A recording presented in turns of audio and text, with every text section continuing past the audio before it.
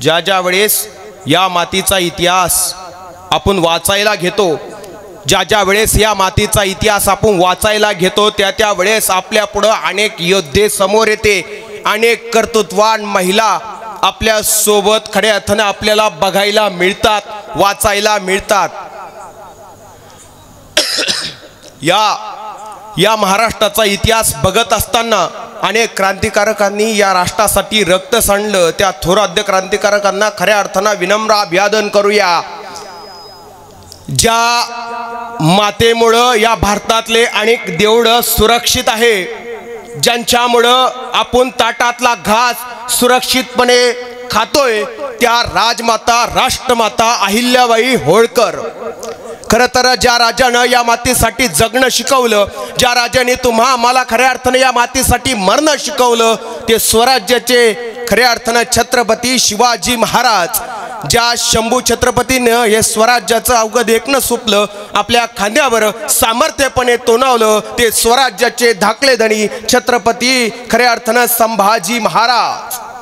ज्या ज्या वेळेस या महाराष्ट्राच्या मातीचा इतिहास आपण वाचायला घेतो, ज्या ज्या वेळेस या महाराष्ट्राचा इतिहास आपण मनन करायला घेतो, त्या त्या वेळेस आपल्या पुढे एकच गोष्ट लक्षात येते की अरे या मातीसाठी नुसतं मनगटात झुजली नाही, तर या मातीसाठी बांगड्या सुद्धा झुजल्या। हे मातीचं वैशिष्ट्य आहे। ज्या ज्या वेळेस मनगट झिजू लागली, त्यांच्या पाठीमाग बांगड्या सुद्धा या मातीसाठी झुंजल्या। हे आपण खऱ्या अर्थानं विसरत चाललोय। साधा नव्हे दादांनो, हा इतिहास, हा महाराष्ट्र, तुम्ही आम्ही ज्या राष्ट्रामध्ये बसलोय, तुम्ही आम्ही ज्या मातीमध्ये बसलोय, ही माती साधी नव्हे। अनेकांचे संसार या मातीसाठी संपलेत, अनेकांनी स्वतःचं रक्त या मातीमध्ये मिक्स करून घेतलंय तुमच्यानं माझ्यासाठी। अनेकांनी स्वतःचं बलिदान दिलंय या मातीसाठी। म्हणून हा सोन्याचा दिवस, हा सण, हा गणपतीचा उत्सव आपण साजरी करू शकलो। खरं तर लोकमान्य टिळकांनी गणेशोत्सव सुरू केला, पण कशासाठी सुरू केला, का सुरू केला, याचं कारण आपल्याला देखील माहीत पाहिजे। अरे लोकमान्य टिळकांनी गणेशोत्सव सुरू केला पुण्यामध्ये, लोकांनी एकत्र यावं, एकत्र आल्याच्या नंतर विचारांची देवाणघेवाण होते आणि कुठेतरी आपला सण आपण आनंदाने साजरी करू, असं खऱ्या अर्थाने लोकमान्य टिळकांना वाटलं आणि त्यामुळं खऱ्या अर्थानं पुण्यामध्ये लोकमान्य टिळकांनी गणेशोत्सव सुरू केला। माणसांना एकत्र यावं, जाती जातीने एकत्र यावं, जातीमधले भेदभाव दूर हवं, माणसानं आपलेपणानं एकत्र येऊन हा उत्सव साजरी करावा, त्याच्यासाठी गणेशोत्सव खऱ्या अर्थानं सुरू केला। आणि आज आपण बघतोय छत्रपती शिवाजी महाराज असन, अहिल्याबाई होळकर असन, अनेक क्रांतिकारक असन, अनेकांचा इतिहास आपल्याला वाचावाच लागतो आणि आपण वाचला पाहिजे। का छत्रपतींचा इतिहास वाचायचा, का अहिल्याबाई होळकरांचा इतिहास वाचायचा, का डॉक्टर बाबासाहेब आंबेडकरांना वाचायचं, याचं कारण आपल्याला कधीतरी कळलं पाहिजे। या महापुरुषाकडून शिकायचं तरी काय आपल्याला? हे महापुरुष कोणासाठी लढले, कशासाठी लढले, तर आपल्यासाठी लढले बांधवांनो। यांचा संघर्ष काय होता? अरे औरंगजेबानं या मातीमधले सगळे देवळं उद्ध्वस्त केलते, काशीचा विश्वेश्वर अक्षरशः जमीन उद्ध्वस्त केलता, आपली मथुरा, आपली काशी जमीन उद्ध्वस्त केलती, हिंदूंचे मंदिर अक्षरशः दिवसा ढवळ्या पाडले गेले। आपल्याला हिंदू म्हणून या मातीमध्ये राहायचं असेल तर काहीतरी टॅक्स द्यावा लागत होता, त्याला जिंजिया कर म्हटलं जातं। या मातीमध्ये 1681ला औरंगजेबानं जिंजिया कर लादला। म्हणजे तुम्हाला जर या मातीमध्ये फक्त हिंदू म्हणून राहायचं असेल, काहीतरी टॅक्स, काहीतरी पैसे तुम्हाला द्यावा लागतील। फक्त हिंदूंनाच हा कर होता आणि हा कर औरंगजेब प्रत्येक शेतकऱ्याकडून गोळा करायचा। इथला शेतकरी हवालदिल झाला, दिवसा ढवळ्या मंदिरं पाडल्या जायचे, आया बहिणींची आबरी लुटल्या जायची, शेतकरी हवालदिल झाला, गोर गरीब शेतकरी हवालदिल झाला। प्रत्येक जण विचार करू लागलं, अरे आपल्याच मातीमध्ये जन्माला यायचं, आपल्याच मातीमध्ये आपण मरायचं आणि आपल्याच मातीमध्ये जगत असताना कर द्यायचा। प्रत्येकाच्या डोळ्यावरती पाणी होतं। जगायचं या मातीसाठी, आपण या मातीत जन्माला आलो, मरायचं या मातीमध्ये, आणि आपणच कर द्यायचा हिंदू म्हणून, ही कुठली वागणूक? औरंगजेबाचा सरदार खक्कर खान प्रत्येक हिंदू कडून हा कर गोळा करत होता. बांधवांनो, काय परिस्थिती असन त्या काळची कधीतरी विचार करा. आजचा दिवस आपल्याला सोपा वाटतोय, आजचा महाराष्ट्र आपल्याला सोपा वाटतोय. खऱ्या अर्थानं महापुरुषांचे नावं घेण्यासाठी आपल्याला सोपे वाटतात, पण खऱ्या अर्थानं अहिल्याबाई होळकर असन, छत्रपती शिवाजी महाराज असन, हे जगले. सोपं जगणं यांच्या वाट्याला नाही आलं. सहज आणि साधं जीवनशैली यांच्या वाट्याला आलीच नाही. संघर्ष फक्त वाट्याला आला. अहो, कर एवढा गोळा करत होता औरंगजेब प्रत्येक हिंदूकडून, आणि हा कर मोडला पाहिजे, काहीतरी केलं पाहिजे, याच्यावरती आवाज उठवला गेला पाहिजे. तर या महाराष्ट्रातली पहिली तलवार उभी राहिली, त्यामध्ये स्वराज्याचे दाखले धनी छत्रपती संभाजी महाराज. पहिली तलवार उपसली आणि त्या ठिकाणी जिंजिया कर मोडून काढला. हा खऱ्या अर्थाने इतिहास आपल्याला माहीत पाहिजे. ज्या ज्या वेळेस आपल्या हिंदूवरती आक्रमण होऊ लागले, ज्या ज्या वेळेस आपल्या हिंदूंची खऱ्या अर्थानं आबरू लुटू लागली, त्या वेळेस महापुरुषांचा जन्म या मातीमध्ये झाला. हे आपल्याला कुठंतरी कळलं पाहिजे. पण आज आपल्या समाजाची परिस्थिती आली अशी झाली, आपल्या हिंदू बांधवांची. आज आपण जाती जातीमध्ये वाटल्या गेलो दादांनो. पण महापुरुष हे कुठल्याही जातीचे नव्हते. छत्रपती शिवाजी महाराज कोणत्या जातीचे नाही, 18 पगड जातीचे छत्रपती शिवाजी महाराज आहे.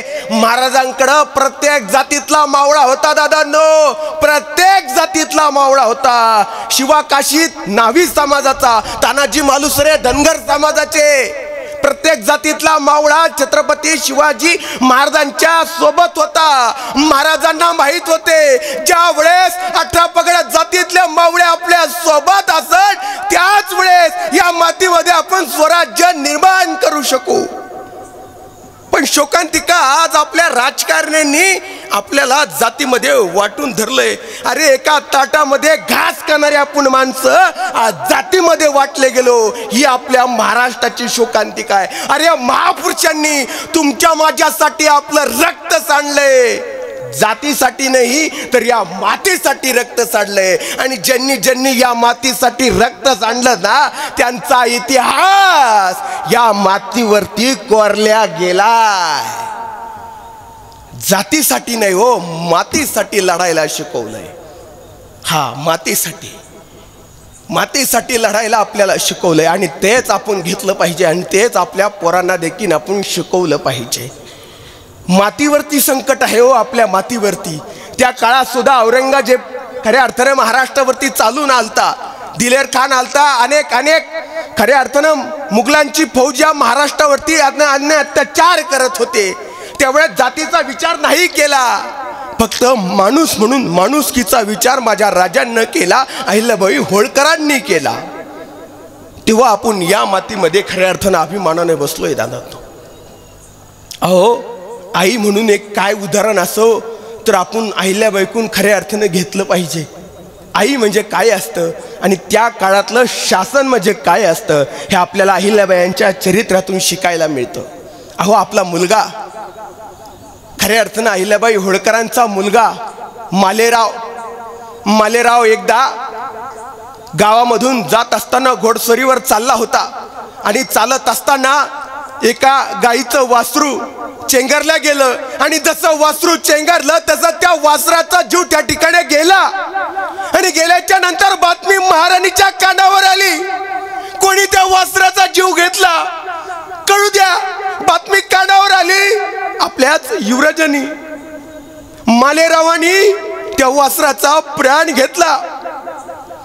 हे कळल्याच्या बरोबर ताबडतोब अहिल्याबाई होळकरांना दरबार भरल्याच्या नंतर मालेरावांना समोर आणण्यात आलं, आणि समोर आणल्याच्या नंतर आता मालेरावांना शासन ज्या ठिकाणी त्या गाईचं वासरू मारलं त्याच ठिकाणी मालेरावांना बांधून त्या चौकामध्ये उभा केलं, आणि घोडे सज्ज केले.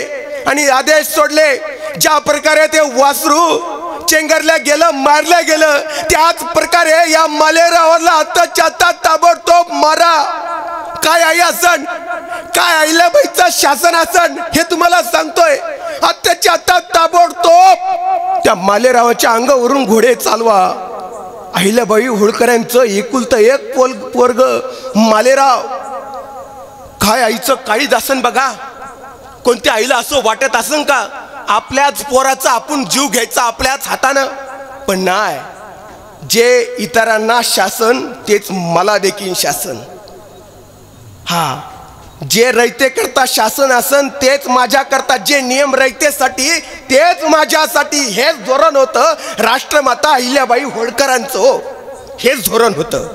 आणि मालेरावांना त्या चौकामध्ये उभा केलं, घोड्यांचा रथ बनवला आणि घोडे आता सुटणार. पण त्या घोड्यांचा रथ चालवण्यासाठी एकही माणूस पुढे येईना. असं कळल्याबरोबर स्वतः राजमाता घोड्यावरती स्वार झाल्या, रथामध्ये स्वार झाला, हातामध्ये घोड्यांच्या दोरी धरली आणि घोडे उधळणार. तेवढ्यात त्या चौकामध्ये मालेरावांच्या शेजारी ज्या गायीचं वासरू गेलं होतं ती गाय साक्षात पुढे आली. आणि गाय पुढे आल्याबरोबर तसं राजमाता आपल्या घोड्याचा लगाम खिचला आणि थांबल्या. बघावं तर काय, ती गाय साक्षात म्हणते, मला माझं पोरग गेल्याचं दुःख आहे. मला नाही वाटत दुसऱ्या आईचा मुलगा तिच्यापासून दूर व्हावा. अक्षरशः गायीला दोनदा बाजूला केलं तरी गाय पळत पळत पुढे जात होती. आणि त्या ठिकाणी मालेरावांना जीवदान देण्यात आलं रयतेच्या वतीनं. मला एक सांगायचंय, महापुरुष जे लढले तुमच्या माझ्यासाठी, स्वतःच्या कुटुंबासाठी कधीच लढले नाही. खऱ्या अर्थानं महापुरुषांनी संसार केला तो या मातीचा संसार केला. त्यांनी स्वतःचा संसार केला नाही. त्यांनी जर स्वतःचा संसार केला असता तर तुमचा माझा संसार झाला नसता. त्यांनी त्यांच्या संसाराची चिंता नाही केली. हो, काही वर्षामध्ये मालेराव गेला, अहिल्याबाई होळकरांना सोडून त्यांच्या पती गेले. खऱ्या अर्थाने काही वर्षामध्ये सासरे गेले, खंडेराव होळकर गेले, मल्हारराव होळकर गेले, सगळे गेले.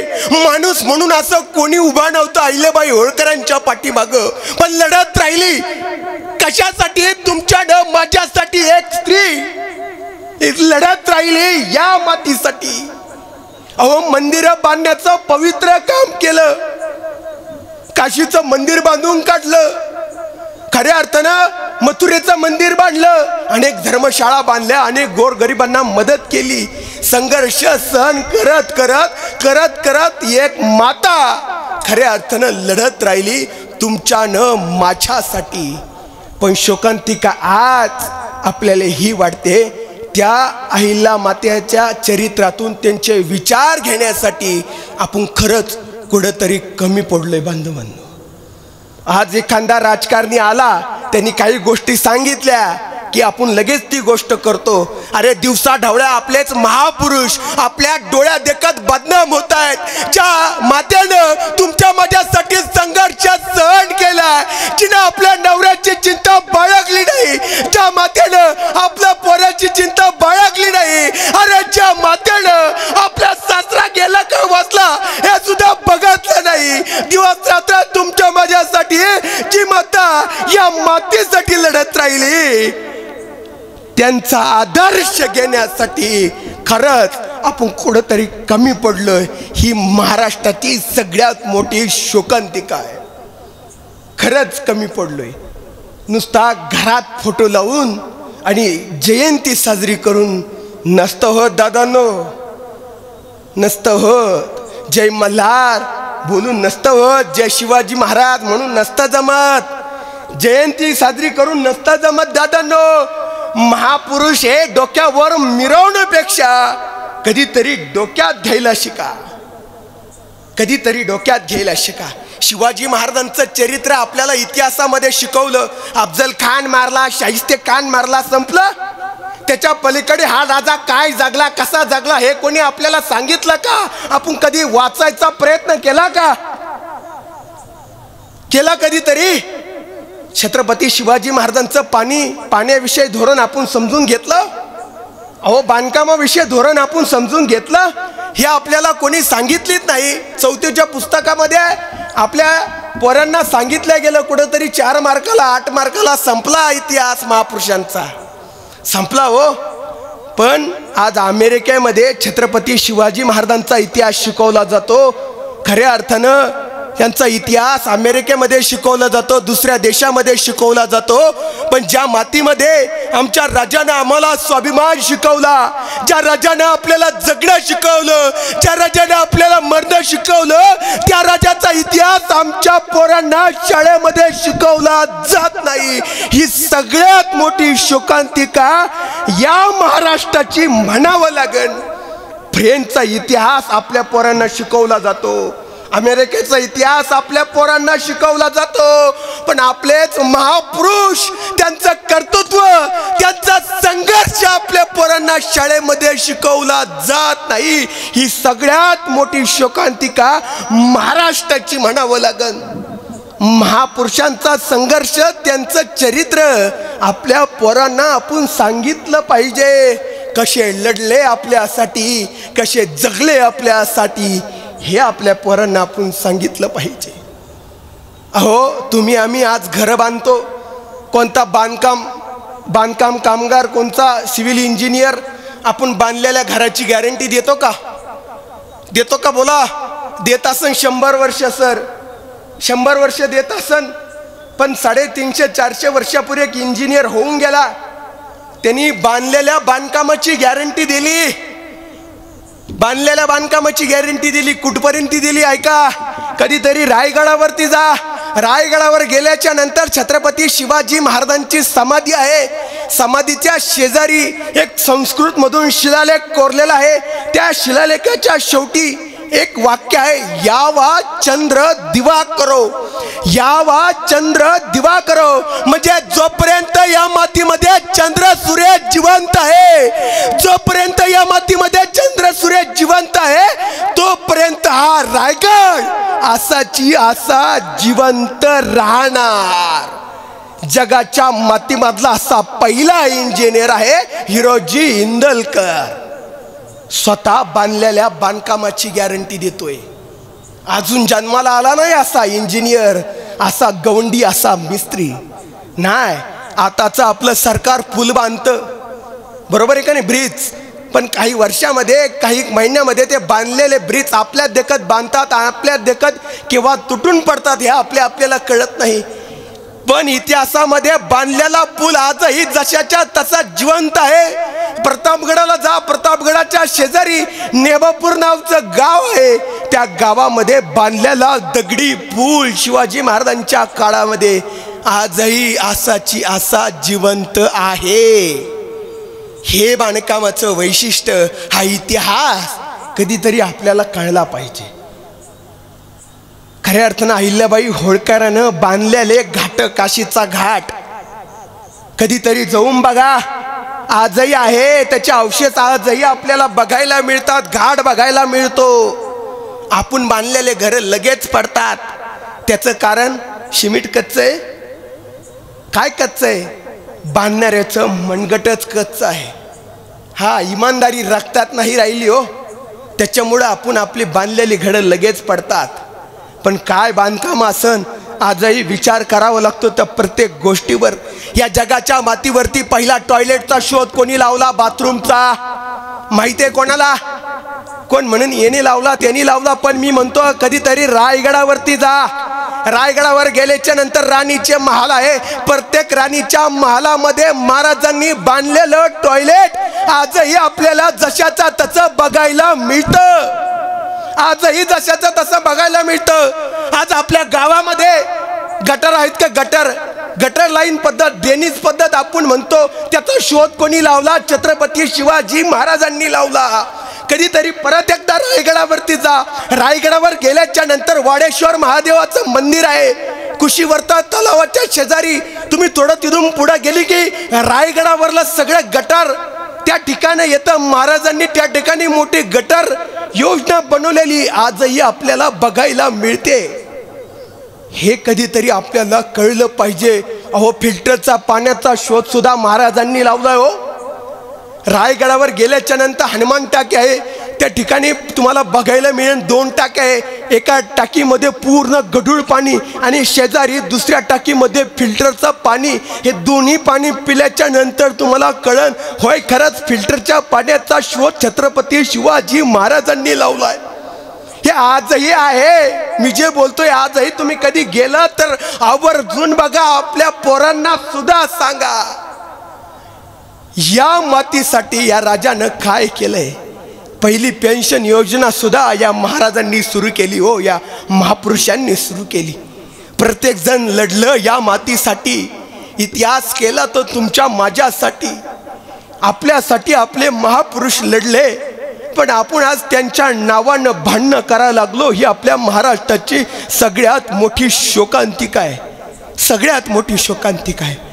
आपल्या देखत आपले महापुरुष राजकारणी त्यांच्या राजकारणापायी रोज बदनाम करतायत, रोज बदनाम करतायत. ही सगळ्यात मोठी शोकांतिका आहे. आबाळा एवढे आपले छाताड, आपल्याच महापुरुषाचा झालेला अपमान आपल्या डोळ्याने आपण सहन करतो. ही सगळ्यात मोठी शोकांतिका या महाराष्ट्राची आपल्याला म्हणावं लागेल. कर्तृत्व निर्माण करून गेले महापुरुष या मातीमध्ये. मला सांगा, या ठिकाणी महिला मंडळ बसलेले आहेत, तुम्ही माझ्या आई सारख्या आहेत. कोणाला वाटतं बरं आपल्या पोटी अहिल्याबाई होळकर जन्माला यायला पाहिजे? हात वरती करा बरं. महिला मंडळ हात वरती करा. कोणाचं आहे? वा वा, टाळ्या वाजवा त्या टाईसाठी. एकदा येणार नाही पण प्रयत्न तर केला हात वरती करायचा. मला माहिती आहे तुम्ही किती प्रयत्न केला तर येणार नाही. हा, त्याचं कारण काय माहिती आहे का? तुम्हाला सांगतो, अहिल्याबाई होळकर का तुमच्या पोटी येणार नाही. बघा, जिजामाता असन, अहिल्याबाई होळकर असन, ही जे आहेत ना माता मावल्या, ह्या ठरवून जन्माला घातल्यात. म्हणजे आपल्याला कशी मुलगी पाहिजे ह्या आधी ठरवलं, तेव्हा ह्या जन्माला आल्यात. हा, आधी ठरवलं. ज्या वेळेस छत्रपती शिवाजी महाराज जन्माला घालायचे होते तेव्हा शहाजीराजे आणि जिजामातेने आधी ठरवलं आपल्याला कसा पुत्र पाहिजे. कारण की स्वराज्यामध्ये होणारे अन्याय अत्याचार जिजामातानं आपल्या डोळ्यांनी बघितला होता आणि ठरवलं या मातीला असा तरी एक तरी पुत्र द्यायचा जो या सगळ्या अडचणीमधून आपल्याला बाहेर काढेल. आणि बघा, ज्या वेळेस शिवाजी महाराज पोटामध्ये होते 7 महिन्याचे, त्यावेळेस मासाहेब जिजाऊंचा भाऊ आसलोजीराजे, खेडोजीराजे, बाळोजीराजे आणि दत्ताजी जाधव यांचे देवगिरीच्या किल्ल्यामध्ये शिवाजी महाराज पोटामध्ये 7 महिन्याचे असताना उसाचे टिपरे कसे कापावेत तशी यांचे हातपाय डोकं कापल्या गेलं. एवढा त्रास जी माता सहन करते तिच्या पोटी येतात छत्रपती शिवाजी महाराज. आणि अशाच मातेच्या पोटी खऱ्या अर्थाने अहिल्याबाई होळकर सुद्धा जन्माला येतात. हा, आपल्याला वाटलं पाहिजे आपल्या पोटी खऱ्या अर्थाने जन्माला आले पाहिजे महापुरुष. नुसतं वाटून नका देऊ, खऱ्या अर्थाने प्रयत्न सुद्धा करा, प्रयत्न सुद्धा करा. हा, अहो मला सांगा, यांची जयंती साजरी केली जाते, यांच्यावरच व्याख्यानं केली जातात, आहे का नाही? आज खऱ्या अर्थाने अहमदनगर जिल्ह्याचं नाव काय झालं? अहिल्यानगर झालं. का झालं? अहिल्यानगरच का? का याचं कारण तुम्ही सांगू शकता? अहिल्यानगरच का? मान्य चौंडी गावामध्ये त्यांचा जन्म झाला या जिल्ह्यामध्ये, पण त्याच स्त्रीचं नाव का द्यायचं? याचं कारण तुम्ही कधीतरी विचार. आपल्या गावातल्या एखाद्या गंगू काकीचं नाव कोण द्यायचं नगरला? गंगू जिल्हा का का का द्यायचं? अहिल्यानगरच का?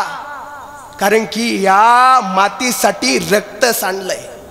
हा, संसार नाही केला, नवऱ्याचा विचार नाही केला, पोरगा जन्माला आलं त्याचा सुद्धा विचार नाही केला, मुक्ता नावाची मुलगी जन्माला आली ते सुद्धा विचार नाही केला, बस जगणं आणि मरणं या समाजासाठी. म्हणून आज त्यांचं नावाने खऱ्या अर्थाने जिल्ह्याला नाव दिलं गेलं. ज्यांचं जगणं या समाजासाठी असन, ज्यांचं मरणं या मातीसाठी असन, इतिहास देखील त्यांचं कर्तृत्व लक्षात ठेवतो. म्हणून ज्यांचं जगणं मरणं या मातीसाठी असन ना, त्यांच्याच नावानं पुरस्कार दिल्या जातात. आज रामाची नवमी साजरी केली जाते, देवीचं नवरात्र साजरं केलं जातं आणि तुमचे आमचे पित्र, बरोबर आहे का नाही, वर्षातून एकदा. मग का आपली जयंती पुण्यतिथी साजरी होऊ शकत नाही? कधीतरी विचार करण्यासारखी गोष्ट आहे. छत्रपती शिवाजी महाराज, अहिल्याबाई होळकर तुमच्या माझ्यासारखेच हो, 2 कानाचे, 2 डोळ्याचे, 1 नाकाचे, बरोबर का नाही? ते आपल्यासारखे सामान्य माणसं, पण त्यांची जयंती पुण्यतिथी आपली का नाही? कधीतरी या गोष्टीचा ज्या वेळेस आपण विचार करू ना, त्या वेळेस आपली सुद्धा जयंती पुण्यतिथी झाल्याशिवाय राहणार नाही. दादांनो, या मातीसाठी मरावं लागतं. दादांनो, या मातीसाठी संघर्ष करावा लागतो. नोहे अंगाचं चामडं सुद्धा या मातीसाठी सोलून घ्यावं लागतं. अंगाचे खऱ्या अर्थानं एक ना एक पार्ट या मातीसाठी बहाल करावं लागतं. अमूल्य असं रक्त देखील या मातीसाठी सांडावं लागतं. तरच हा देश खऱ्या अर्थानं आपली जयंती पुण्यतिथी साजरी करतो. आज या ठिकाणी तुम्ही तरुण मंडळ बसलेले आहात. कोणाला वाटतं बरं आपण आर्मीमध्ये जावं, या देशाची सेवा करावी? कोणाला वाटतं? आज तुम्ही सर, सातारा जिल्ह्यामध्ये मी जातो, सातारा जिल्ह्यामध्ये अशी काही गावं आहेत, त्या गावातले अख्खीच पोरं आर्मीमध्ये आहेत, रेकॉर्ड आहे त्या गावचा.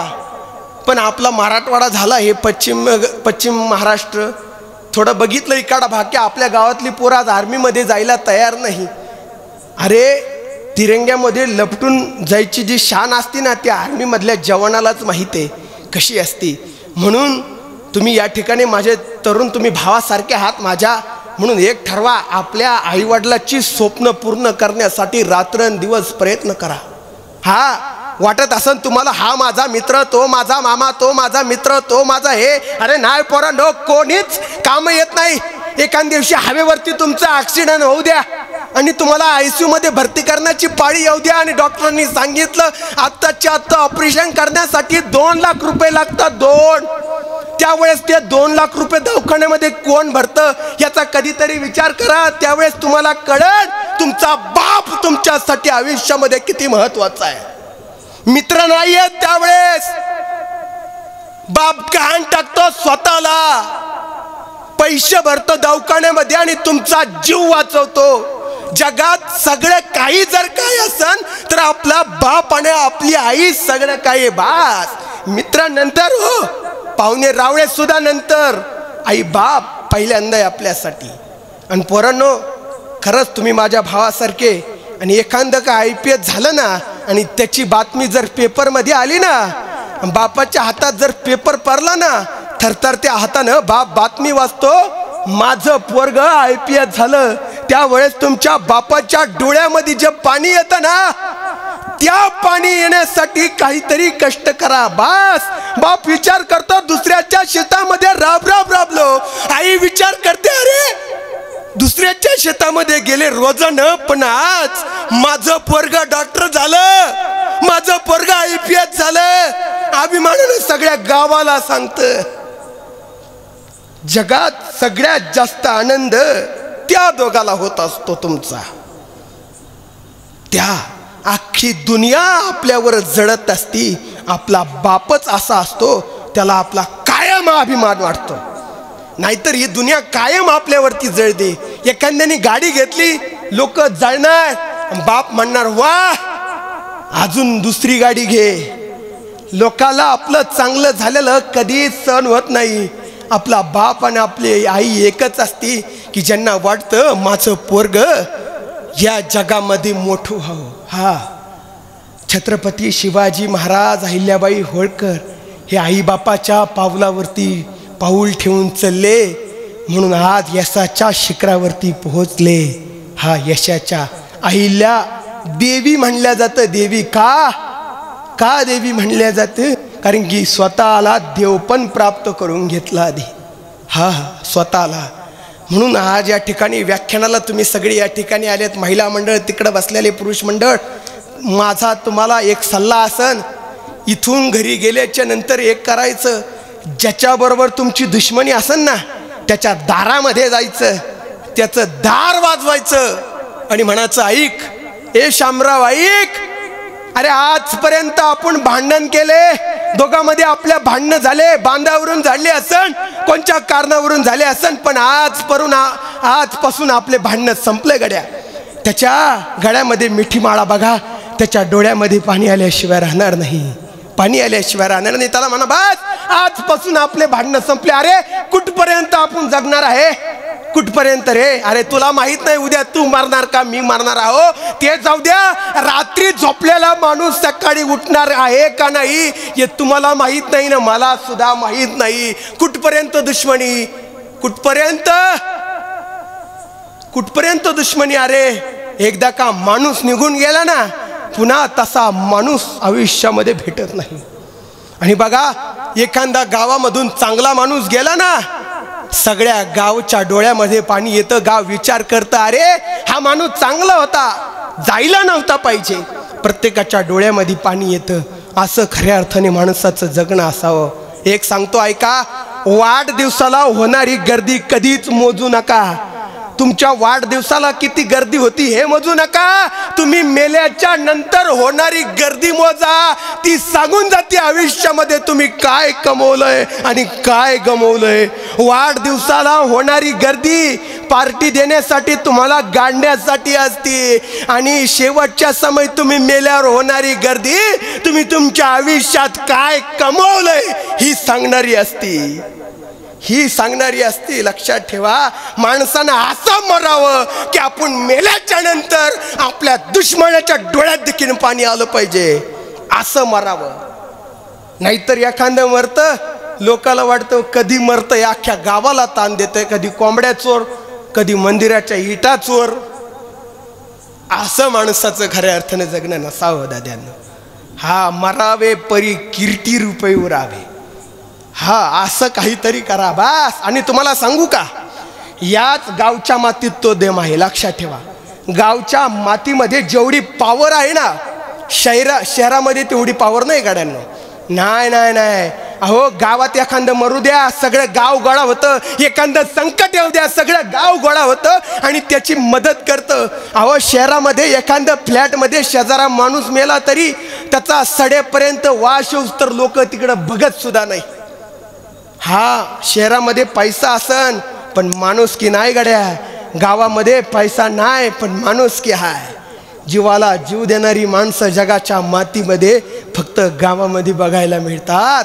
म्हणून जोपर्यंत जिवंत आहे तोपर्यंत आपल्या गावाचं नाव कसं मोठं होईन, गावातला जातीवाद कसं मिटन, हा प्रयत्न करा. बघा आपल्या मनगटामधल्या जे मनगट आहे हे आपलं प्रत्येकाचं रक्त एकच आहे. असं आहे का कोणाचं रक्त भगवं, कोणाचं रक्त पिवळं, कोणाचं रक्त निळं असं आहे? नाही गड्यांनो, प्रत्येकाचं रक्त एकच, लाल. हा म्हणून तुम्ही आम्ही या मातीतले माणसं आहोत. या मातीसाठी संघर्ष करायचा, आपल्या माणसासाठी लढायला शिका. आपल्या गावातली माणसं आपल्या कामाला येणार आहे, परकी गावातली माणसं कामाला येणार नाही. आपलीच माणसं आपल्या कामाला येणार आहे.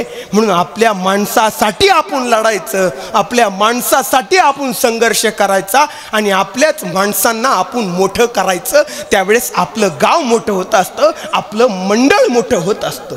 हा लक्षात ठेवायचं. कधी पण ज्या वेळेस आपण आपल्या गावातल्या माणसांना खऱ्या अर्थानं प्रेम करू, आपल्या गावावरती, आपल्या मातीवरती, आपल्या माणसावरती, त्यावेळेस खऱ्या अर्थानं गाव मोठं झालेलं दिसन. सगळ्यांनी गावामध्ये आनंदाने मिळून मिसळून राहायचं गड्यांनो. कारण की तुम्हाला सांगू का, आपल्या शेवटच्या समय आपल्या नाकात घालायचा कापूस रोज कोणाच्या ना कोणाच्या शेतामध्ये थोडा थोडा वाढतोय. आपल्या तिरडीचे बांबू रोज कोणाच्या ना कोणाच्या शेतामध्ये थोडे थोडे वाढतायत. गुलाल, मुरमुरे, अक्षिदा सगळं तयार आहे. फक्त वाट बघितली जाते, हा माणूस केव्हा मरतो. अरे आपण मेल्याच्या नंतर एका तासात गाव गोळा होतं आपल्याला पिटून देण्यासाठी. हा किती एका तासामध्ये. ओ महिला मंडळ, तुम्ही एखादी 5,000ची नवीन साडी आणली, किती किती? हा बघा 5,000ची आणली, तुम्ही घातली सुद्धा नाही.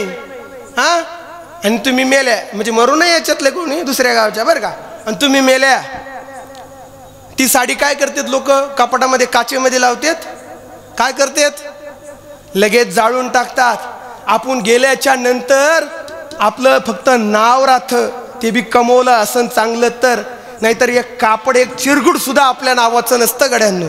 हा फक्त काय असतं, हा माणूस गावासाठी जगला किती, आपल्या माणसासाठी या माणसानं केलं काय, हे लोक कायम लक्षात ठेवतात. हा कायम लक्षात ठेवतात, या माणसानं आपल्यासाठी केलं काय. तुम्ही कमवलेली प्रॉपर्टी कोण नाही विचारित हो, तुम्ही किती कमवलं नाही विचारित लोक. तुम्ही किती कमवलं, तुमच्याकडे किती पैसा आहे, तुम्ही काय करताय, लोक नाही. तुम्ही दुसऱ्यासाठी या समाजासाठी काय करताय हे सगळ्यात महत्वाचं आहे. आणि जी माणसं या समाजासाठी रक्त सांडतात ना, इतिहास त्यांचं नाव घेतोच हो. त्यांची जयंती पुण्यतिथी साजरी होती जे माणसं या मातीसाठी आपलं रक्त बहाल करतात. संभाजी महाराजांना पकडलं कधी? फेब्रुवारी महिन्यात, 11 फेब्रुवारी 1689 संभाजी महाराजांना पकडलं. रत्नागिरी जिल्हा, सरदेसाईंचा वाडा, संगमेश्वर. बघा, हा राजा या मातीसाठी लढला, कुठल्या विशिष्ट जातीसाठी नाही. माझं वाक्य लक्षात ठेवा. छत्रपती शिवाजी महाराज, संभाजी महाराज, अहिल्याबाई होळकर, जेवढे जेवढे महापुरुष असतील ना, कुठल्या विशिष्ट एका जातीसाठी ही माणसं लढली नाही, तर लढले या मातीसाठी, आपल्यासाठी, तुमच्यासाठी, माझ्यासाठी, या राष्ट्रासाठी ही माणसं लढली, मेली. संभाजी महाराजांना पकडलं 11 फेब्रुवारी 1689. बघा, आणि ज्या वेळेस खऱ्या अर्थानं पकडल्याच्या नंतर संभाजी महाराजांना त्यांच्या अंगावरती साखळदंड टाकण्यासाठी कोणाची हिम्मत होत नव्हती. इकडून 200 माणसं आले, इकडून 200 माणसं आली, संभाजी महाराजांच्या अंगावरती साखळदंड टाकली. आणि तुमचा माझ्या या हिंदूंचा सगळ्यांचा राजा गिरफ्तार झाला 11 फेब्रुवारी 1689. आणि गिरफ्तार झाल्याच्या नंतर त्या खानाने छत्रपती संभाजी महाराजांची धिंड काढण्याची ठरवली. अरे आतापर्यंत या राजाने अंगावरती राजवस्त्र घातले असण, आता त्याला विदूषकी झपले घालायला सुरुवात करा. अरे आतापर्यंत राजाला म्हणून सणाई चौघड्या वाजत असण, आता ढोल ताशा बडवायला सुरुवात करा. करू दे या महाराष्ट्राला, करू दे या हिंदूंना, यांचा राजा मी गिरफ्तार केला. उंटाच्या शेपटीला बांधण्यात आलं. फरफडत फरफडत करत 15 फेब्रुवारी 1689 या जिल्ह्यामध्ये श्रीगोंदा तालुका, पेडगाव या ठिकाणी महाराजांना आणण्यात आलं. आणल्याच्या नंतर औरंगजेबासमोर हजर केलं. औरंगजेब म्हणू लागला, आजपर्यंत या राजानं आम्हाला नुसता त्रास दिलाय, आता याला त्रास द्यायला सुरुवात करा. काढा याचे डोळे बाहेर काढा, आताच्या आता लगेच डोळे बाहेर काढा. लाल बुंदा तापलेल्या सळ्या संभाजीराजाच्या दिशेने येत होत्या. त्याच्या लाल बुंदा तापलेल्या सळ्या संभाजी महाराजांच्या डोळ्याच्या दिशेने येत होत्या. आणि तशा डोळ्याच्या दिशेने येत होता ज्या डोळ्याने बघितला हा महाराष्ट्र, ज्या डोळ्यांनी बघितलं होतं हा सह्याद्री, ज्या डोळ्यांनी बघितलं होतं मासाहेब जिजाऊंना, ते डोळे आता काही सेकंदामध्ये जाणार होते. लाल बुंदा तापलेल्या सळ्या छत्रपती संभाजी महाराजांच्या डोळ्याच्या दिशेने आणल्या. आणि आणल्याबरोबर तिचे राजाच्या डोळ्यामध्ये घातल्या. आणि बुबळ बाहेर आले, पडलेले डोळे. महाराजांना विचारत होतं, ए राजा, चुकला असता, वाकला असता, रे ही शरमात जगला असता, स्वस्त आहे कुणासाठी रे? तुमच्यासाठी न माझ्यासाठी. औरंगजेबानं दुसऱ्या शिक्षेची अंमलबजावणी केली. या राजाची जीभ काढा. ही जीभ खूप बोलते. अरे ज्या जिभीनं आऊसाहेब, आबासाहेब हे बोल, जगदंबाचे बोल या महाराष्ट्राच्या मातीमधून घुमवले, ती जीभ आता काही सेकंदामध्ये जाणार होती. लाल बुंद तापलेली सांडशी पकड संभाजी महाराजांच्या दिशेनं येत होती, पण महाराज तोंड उघडायला तयार नव्हते. तेव्हा कोणीतरी आलं, संभाजी महाराजांचे नाक जोरात दाबले, श्वास घेण्यासाठी तोंड उघडलं, आणि जसा श्वास घेण्यासाठी तोंड उघडलं तसा चाप तिची पकड पुढे आली. संभाजी महाराजांची जीभ सारखी बाहेर आली. वळवळत काढणारी जीभ संभाजी महाराजांना विचारत होती, हे राजा, अरे चुकला असता, वाकला असता, एक शराबात अजून काही वर्ष जगला असता रे. काय कमी होतं तुझ्या बापाकडं, काय कमी होतं रे तुझ्याकडं, अजून काही एक वर्ष जगला असता. तोंडामधून फक्त रक्त रक्त बाहेर पडत होतं. आणि शेवट औरंगजेबाची आज्ञा आली, संभाजी राजांचं मस्तक कलम करा.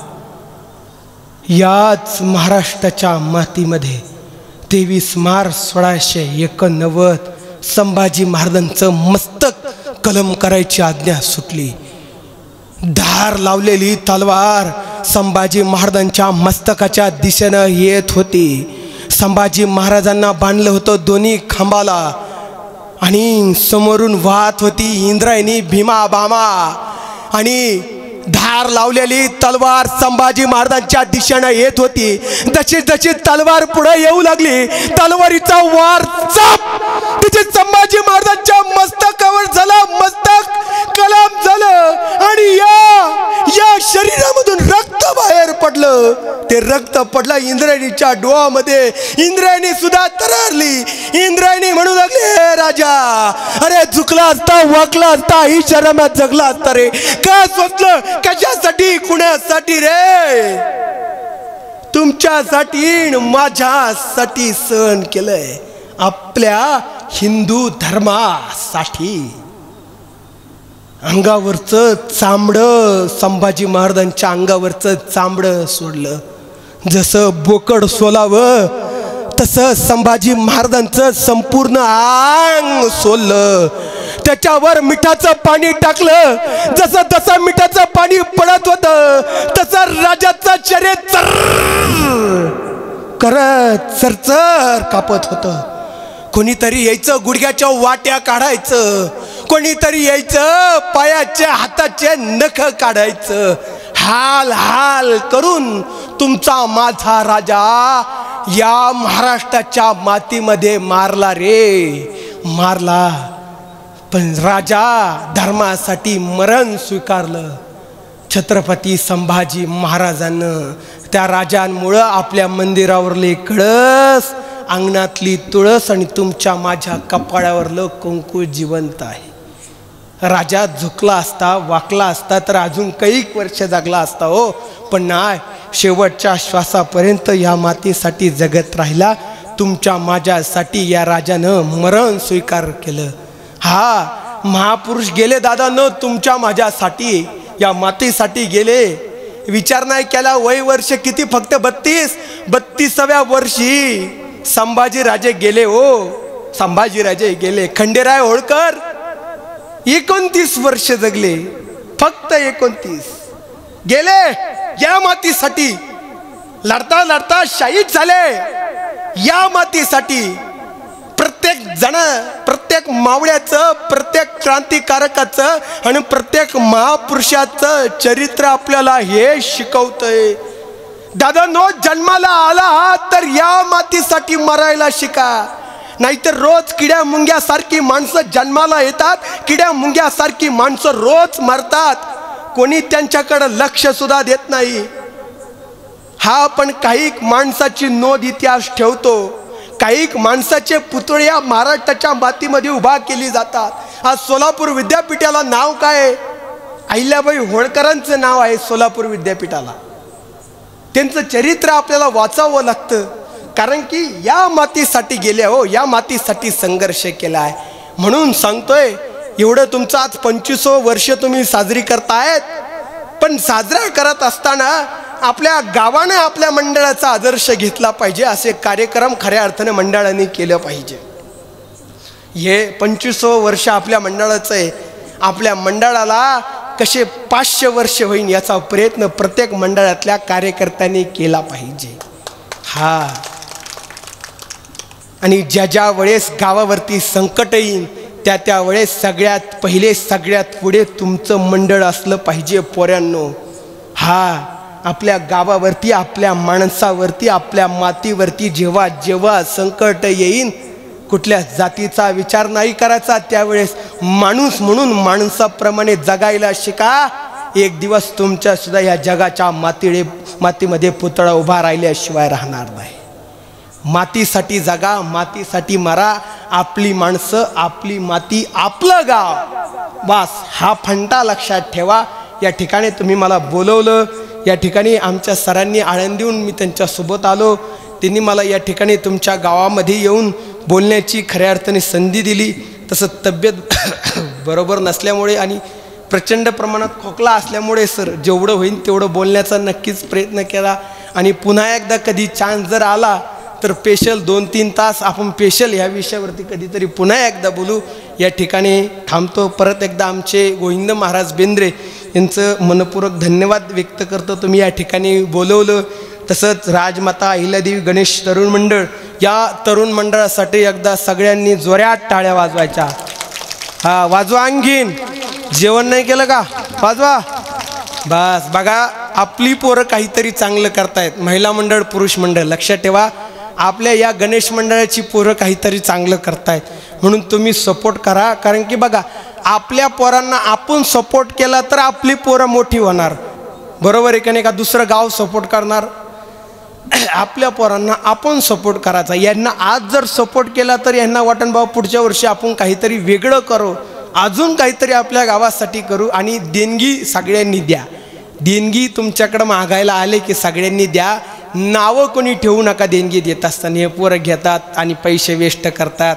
बघा, ज्यावेळेस संकट येईल ना आपल्या गावावरती त्यावेळेस सगळ्यात पहिली पोरं ही पुढं धावणार आहे. सगळ्यात पहिली पुढं ही पोरं असणार, विचार नाही करणार. आणि खरंच तरुण पोरं कधीच विचार करीत नाही.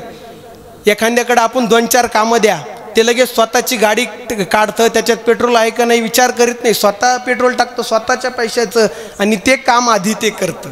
म्हणून आपल्या गावातल्या पोरांना आपणच सपोर्ट करायचा. पोरांनो तुम्ही एवढंच म्हणायचं, पोरांनो तुम्ही करा, आम्ही आहे तुमच्या पाठीमागं. एवढं जरी केलं ना आपली पोरं खरंच आगळं वेगळं आपल्या गावासाठी करतील. या ठिकाणी एवढंच बोलतो आणि थांबतो.